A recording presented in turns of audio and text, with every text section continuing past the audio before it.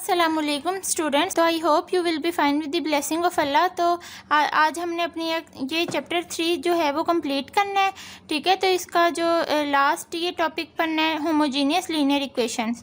तो चलें स्टार्ट करते हैं और इसी के साथ हम अपने एक्सरसाइज के क्वेश्चंस करेंगे।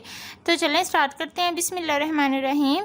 Every equations of the system of following linear equations.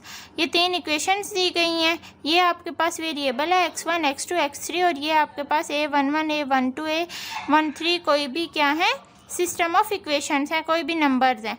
और अब यहाँ देखें ये 3 इक्वेशंस हैं is always satisfied by x1 equal to 0 x2 equal to 0 and x3 equal to 0 so such a system is always consistent.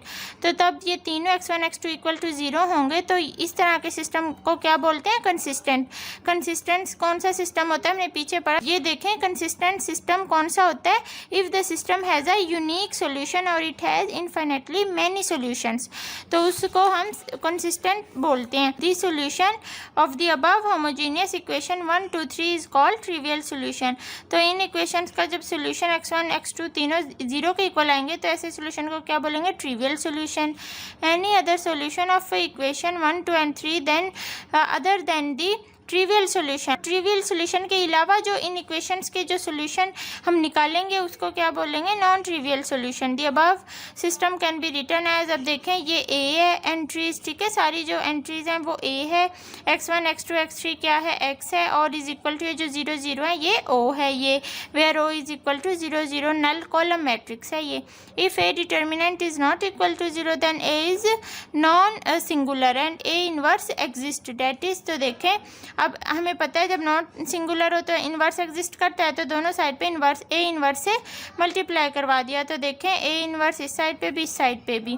अब देखें जब अब ओ तो हमारे पास सारा नल है, मैट्रिक्स है 0 0 है, तो जब ये 0 0 वाला मैट्रिक्स किसी भी ए इन्वर्स के मैट्रिक्स से मल्टीप्लाई होगा तो वो फिर से ओ ही बना देगा, ठीक है, ओ ही बना देगा, 0 0 ही बना देगा। तो यहाँ से देखें इन्वर्स ए और एक्स आ गया इज इक्वल टू ओ। अब यहाँ से इम्प्लाई कर रहा है X is equal to O आ गया, क्योंकि ए इनवर्स का मतलब है 1/a, तो 1/a से कैंसिल, तो यहाँ 1 आ गया, तो x is equal to O के है, डेट इज। यहाँ अब इनको मैट्रिक्स की फॉर्म में लिख दिया है। Now we consider the case when the system has a non trivial solution.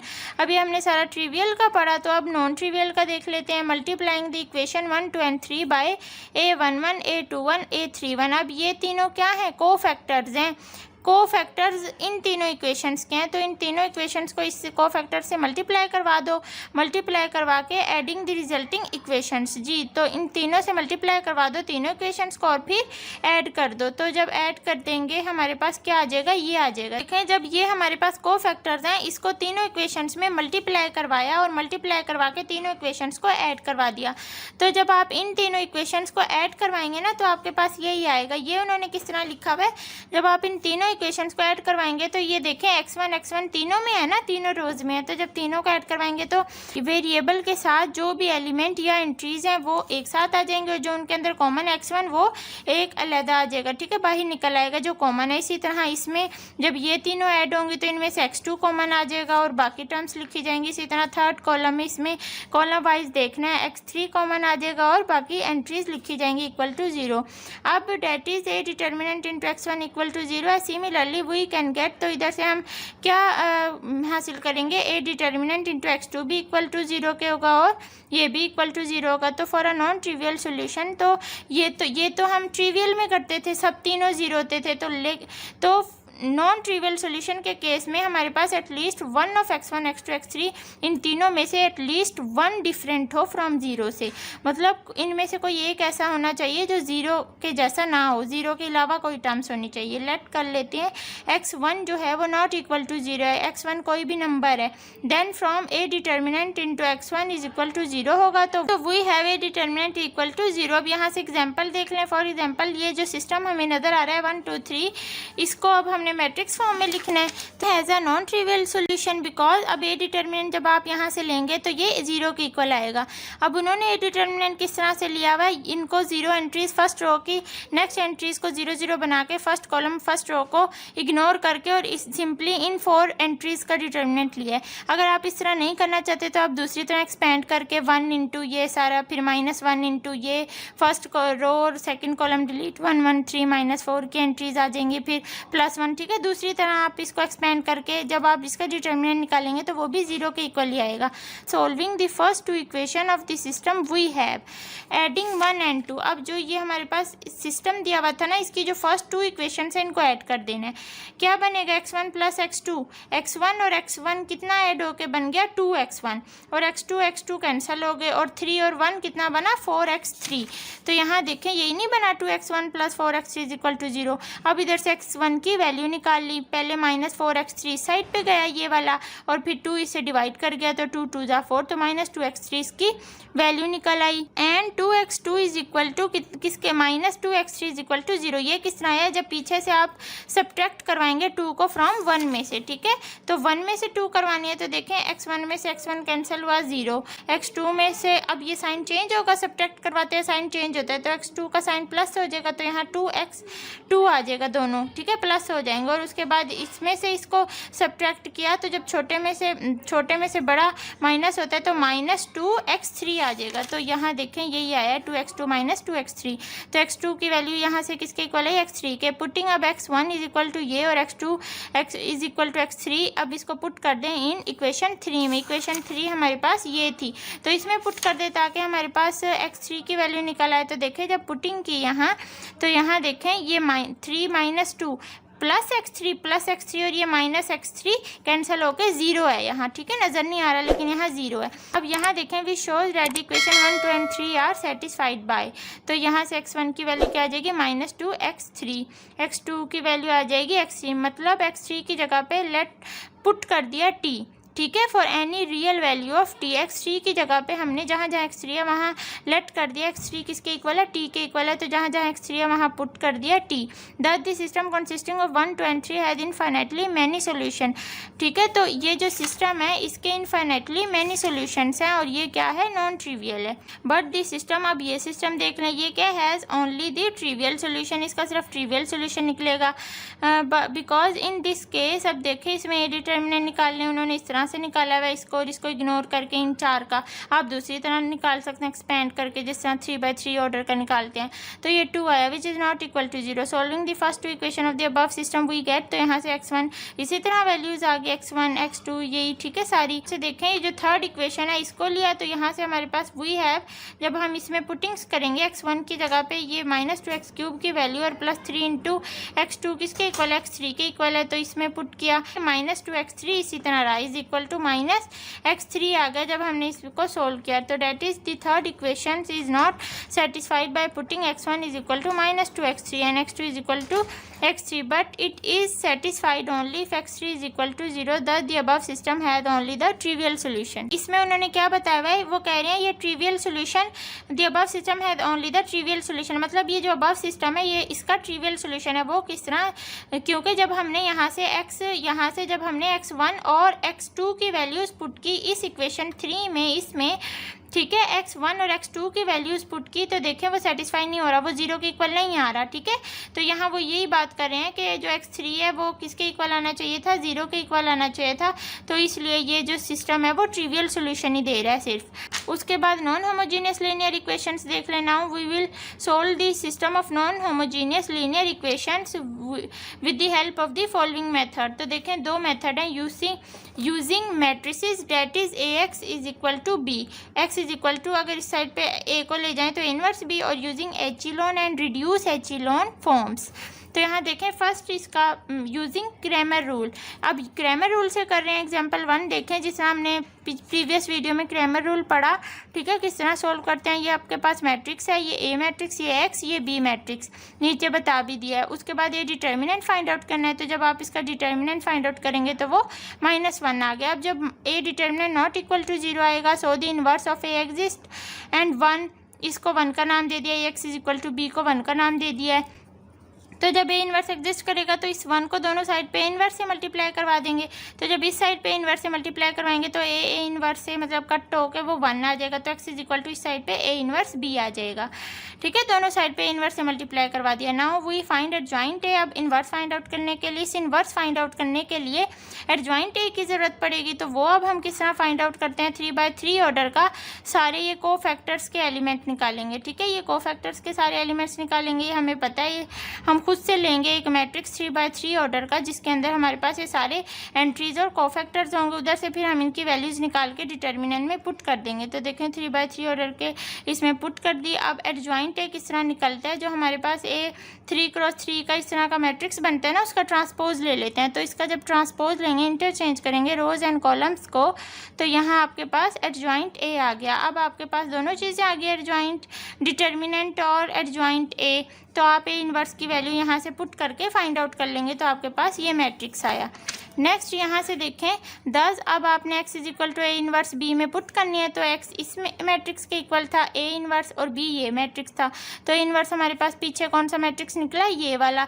तो ये पुट कर दिया और b मैट्रिक्स इसी तरह और इज इक्वल टू, और इसमें देखें अब इन दोनों को मल्टीप्लाई किया तो ये आ गया।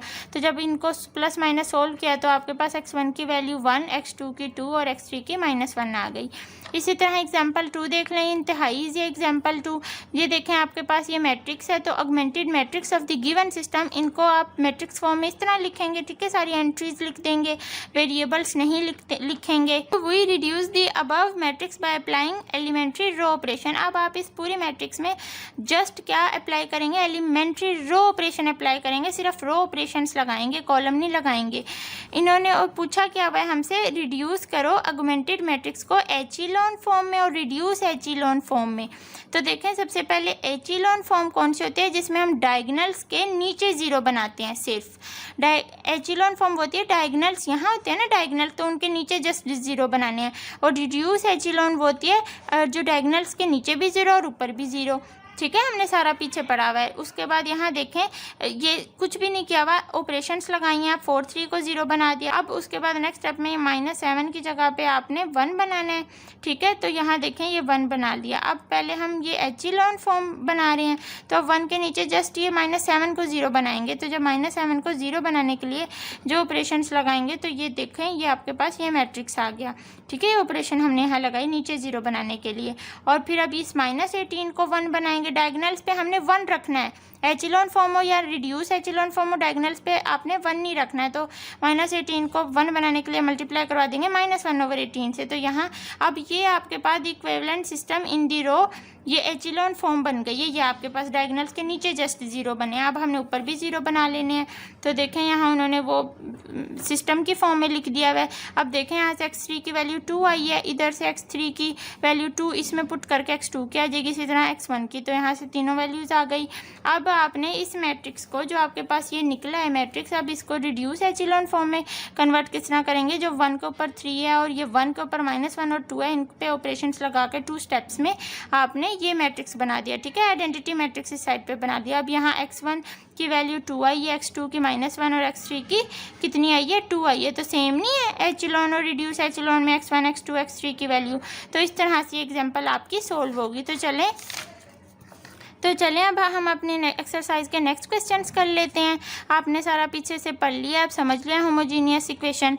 तो क्वेश्चन नंबर 4 करना था, solve the following system of homogeneous linear equation. तो चलें इसका थर्ड पार्ट देख लेते हैं किस तरह होगा क्वेश्चन नंबर 4 का। इसमें जस्ट हमने x1 x2 x3 की वैल्यूज़ फाइंड आउट करनी है इनको सोल्व करके। ये हमारे पास एक सिस्टम दिया हुआ है, इसको हम मैट्रिक्स फॉर्म में लिख लेंगे। तो लेट कर लेते हैं, ये किसके इक्वल है, मैट्रिक्स ए के इक्वल है। तो इसकी एंट्रीज क्या आ जाएंगी, 1 1 2 -2 1 -1 -1 5 4। अब हम इसका we find the rank of A, अब इसका रैंक फाइंड आउट कर लेते हैं। तो देखें now we find the rank of A, अब इसका रैंक फाइंड आउट करेंगे। जहाँ उधर से फिर दो जो इक्वेशन आएंगी नॉन जीरो, उधर से हम x1 इनकी वैल्यू फाइंड आउट करेंगे x की। तो यहाँ देखें आप इस पे रो ऑपरेशन अप्लाई करेंगे, 1 के नीचे 0 0 बनाएंगे। रैंक हम इसी तरह फाइंड आउट करते हैं ना। तो 0 0 बनाने के लिए हम क्या, यहाँ अब ये 0 0 हमने किस तरह बनाया, अब यहाँ देखें कैसे कौन सी ऑपरेशन लगेगी। जो R1 है उसको R1 को मल्टीप्लाई करवाओ -1 से और उसको R2 में ऐड करवाओ, तो ये 0 बनेगा R2।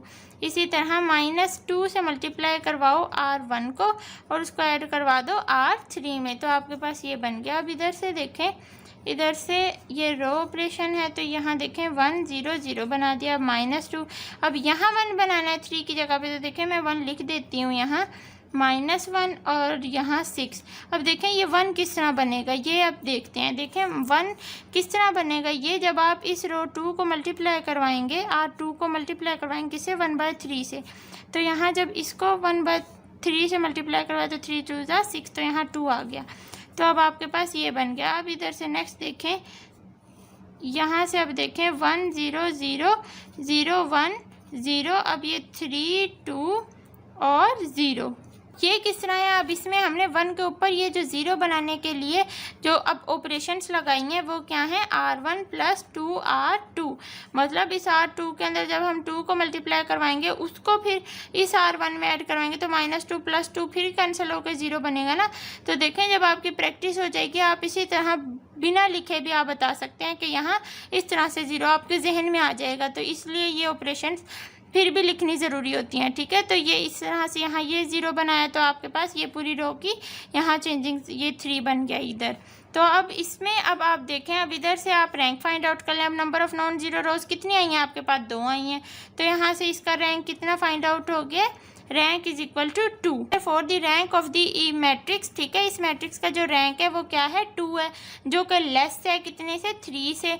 तो यहाँ the number of the variable of the system, number of variables हमारे पास सिस्टम में तो 3 x1 x2 x3, तो therefore the system has infinitely many solution, तो ये इनफाइनाइटली मैनी सोल्यूशंस होंगे इसमें। तो equivalent system in reduced echelon form, अब इसमें आप इन इक्वेशंस को किस तरह लिख देंगे, x1 + 0 x2 + 3 x3 = 0, ये इक्वेशन 1 बन गई है। और इक्वेशन 2 क्या बनेगी, 0 x1 + x2 + 2 x3 = 0, ये इक्वेशन आपकी 2 बन गई। अब इधर से आपने इन दोनों को सॉल्व करके x1 और x2 की वैल्यू निकाल लेंगे। तो फ्रॉम 1 and 2, तो देखें फ्रॉम 1 and 2, अब आप यहाँ से x1 की वैल्यू निकाल सकते हैं। x1 की वैल्यू ये तो 0 है, तो यहाँ क्या आ जाएगी, -3 x3, एंड और x2 की वैल्यू क्या आ जाएगी, इधर से x2 की वैल्यू आ जाएगी -2 x3। तो अब आप यहाँ से लेट कर लें कि x3 जो है दोनों में है, तो x3 को लेट कर लें, t के इक्वल है। तो जब x3 t के इक्वल लेट किया तो यहाँ से x1 की वैल्यू कितनी आ गई, -3 × t, और ठीक है -3 × t, और यहाँ से x2 की वैल्यू कितनी आ गई, -2 t, और x3 की तो है ही हमें जो खुद ने लेट की है t। तो इस तरह से आपके पास ये तीनों वैल्यूज़ आ गई हैं। तो इसी तरह आप इसके फर्स्ट 2 पार्ट्स कर लेंगे। इसमें हमने सिंपली इसको सिंप्लीफाई करके x1 x2 x3 की वैल्यूज़ फाइंड आउट करनी है, तो इसको आप जिस मर्जी तरीके से कर सकते हैं। क्वेश्चन नंबर 5 देखें, find the value of lambda for which the following system have non-trivial solution, also solve the system for the value of lambda।